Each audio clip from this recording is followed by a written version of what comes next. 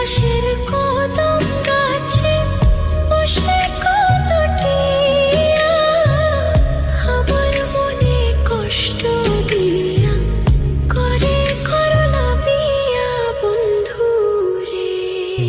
কত কথা কইতাম রে দুইজন বৈশা পুকুর পাড়ে, সেই সব কথা পড়লে মনে চোখের পানি ঝরে বন্ধু